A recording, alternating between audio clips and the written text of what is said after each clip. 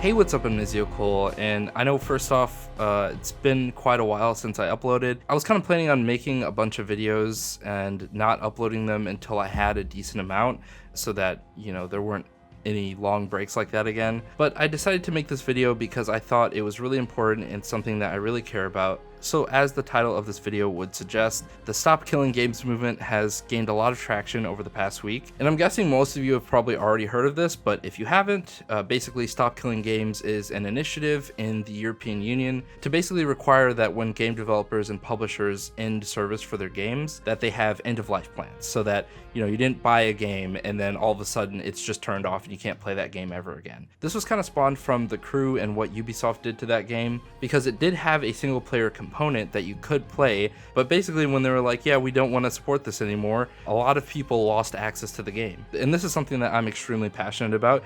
You shouldn't be able to just unilaterally say, hey, you know that thing you spent $60 on? Well, actually, you don't have it anymore. And there's, a bunch more details on the website. Of course, I'll have the website linked in the description. And, there was some drama with other YouTubers and stuff like that. I'm not going to get into any of that. I just want to talk to, anyone who is in the EU who can sign this petition, who for some reason only watches my channel and hasn't seen the videos by like PewDiePie and Jacksepticeye and all those other, much bigger YouTubers. Also, I just wanted to say that this whole movement was kind of started by a YouTuber called Accursed Farms. I'll also have his video linked in the description. As of me making this video, they are 90% of the signatures that are needed for this to basically get in front of European lawmakers. One of the big important things about this is like, oh yeah, it's in Europe, even if they get to the point where they're making laws and stuff like that, it's like, oh, well, it doesn't affect us in America or wherever else.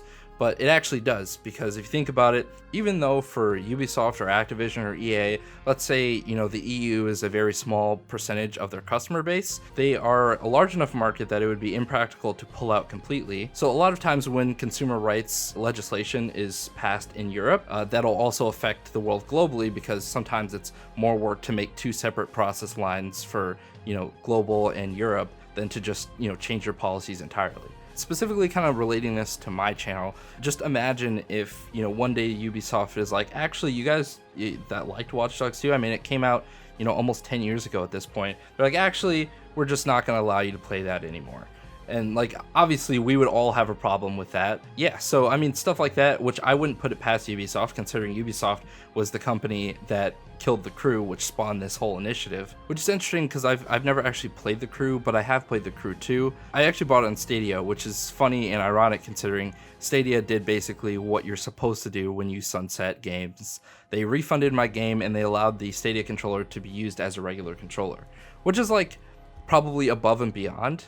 Obviously, we would like that to be the bare minimum, but as far as like sunsetting games, being like, hey, we're not going to actively prevent you from playing this after we're done supporting it, that's like the bare minimum, that they want. And I mean, there's a whole list of stuff on their FAQ of like what it's asking for, what it's not, and stuff like that. It goes into much more detail. I'm not going to try and explain the whole thing here, but yeah, if you are in the EU and somehow have not heard of this, link will be in the description for you to sign this petition. If you care about game preservation and just preservation of the art, not just for gamers but for developers as well who work on this stuff and don't want to see their stuff killed either years after or, maybe in the case of Concord immediately. But yeah, that's pretty much all I wanted to talk about. I'm not going to go on too long. Let me know your thoughts down in the comment section below. And also, this is for any Americans that are watching this video or people from other countries. If you have any European friends, let them know about this if they can sign it. I think that would be great. So yeah, hope you all enjoyed this video.